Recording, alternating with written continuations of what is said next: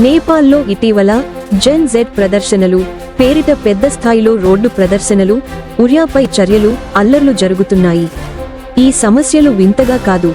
యువత, information technology వాడకం, సామాజిక మీడియా మీద పరిమితులు, ప్రభుత్వం యొక్క అవినీతి, రాజకీయ విభేదాలు అన్నీ ఈ ఉద్రిక్తతలకు ప్రధాన కారణాలు. అసలు కారణాలు సామాజిక మీడియా బాన్ ప్రభుత్వం 26 సామాజిక మీడియా ప్లాట్ఫామ్లను బ్లాక్ చేసింది. ఫేస్బుక్, ఇన్స్టాగ్రామ్, వాట్సాప్, యూట్యూబ్ తదితరాలు. ఈ నిర్ణయం యూజర్ డేటా, వినియోగ నియంత్రణ, అవినీతిపై నియంత్రణ అలాంటి కారణాలతో తీసుకున్నట్లు పేర్కొనబడింది. కానీ యువత ఇది బాధ్యతాయుతమైన సంకేతం కాదు, వ్యక్తిగత స్వేచ్ఛపై ప్రకంపనలు అని భావిస్తున్నారు. భ్రష్టింపు మరియు నెపోటిజం, రాజకీయ వ్యక్తులు, అధికారుల పిల్లలు, సంబంధిత వారు అధిక లైఫ్ స్టైల్, ప్రివిలేజ్ వాడుకోవడం వంటి అంశాలు నిరంతరం సోషల్ మీడియాలో చర్చించబడుతున్నాయి. యువత ఈ విభజనను ఎంతో వ్యక్తిగత స్థాయిలో అనుభూతిపడుతున్నారు.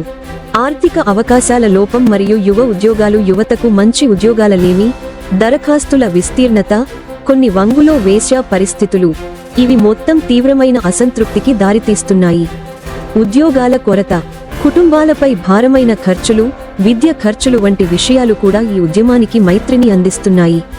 ప్రభుత్వం, పోలీసుల స్పందనలో ఉద్రిక్తతలు, ప్రదర్శనల్లో పాలిసులు, సార్వజనిక సుదీర్ఘలోటలో వాయు గ్యాస్, రబ్బరు బుల్లెట్లు, లైవ్ అమ్యూనిషన్ వాడకం వంటి చర్యలు జరిగినట్లుగా చెబుతోంది.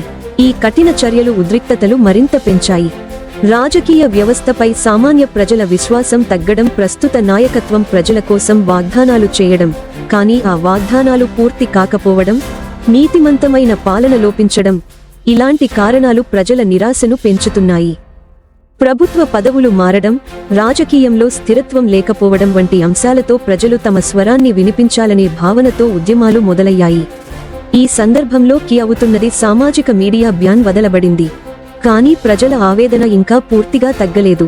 ప్రధానమంత్రి కేపీ శర్మ ఓలీ రాజీనామా చేశారు. ఈ ఉద్రిక్తతల నుండి 3 రిటైర్మెంట్లు మరియు కొన్ని ఇతర మంత్రులు కూడా నిర్దేశిత బాధ్యతల కారణంగా బాధ్యతలు వహించారు.